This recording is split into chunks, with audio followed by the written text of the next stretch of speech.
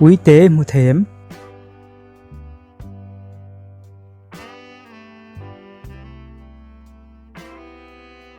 Ani heta hian zo te muem.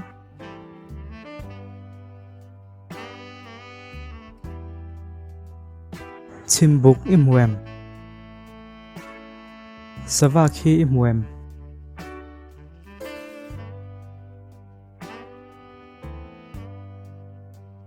Anung mi khi atha emoi te me theya. Ma se zo te dum ani khi. Atha ni lo nia. Yo em. Hepa ko ha ka pangpang khi emoi tia anung mi zo khele. Helai zinga hian vakia oma hanzong te de.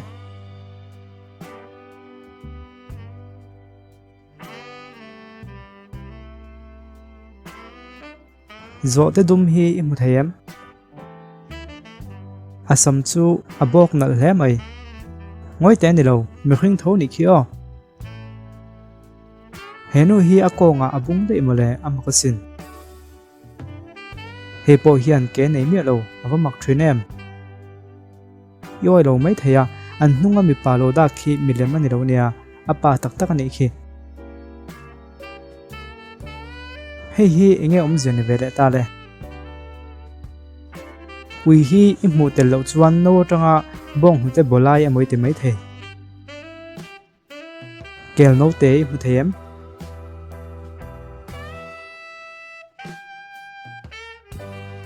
Khipa khian ngal ani dai me lo mole. En chiang de ro chiang nung khia pope moi ti ngo tange. A thuam no ha khi fu lo chu ti ve ngo tang. An carpet le amai tuam no sol kala khi roin ang chi. Thil thang fu pal nge nia an then fu tir lui ti po khia tan to lo. He tiang huna in khel chu mi ta vai du don mange. Chimbuk hi mulo palalo ol don e mai ka ti. Thuam no le po hi film khok ngai khop mai. Hei po film khok zo sen an don lo ni hi. Chu tiang in heng ta po hi ni da zel mai. I rap pal lo nge amutu yan khi. He tiang phe khok hi du vem. Mei se kong bung en dei la. Hei phe chu ataksa bo le dai to. Hava mak thinem. Tui botol hanzong te de. Zo te hanzong ve de la. Katar mit ka thau pal lo maya khita khian ni humia lo mo.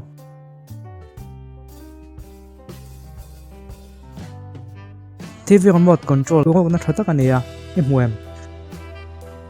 E mulo chuan thurok na thata kani kan ti to kha. Ole video dang agani mole tak don ya o chek to zong zong te ni zawai chunga lom thu ko se mo mole.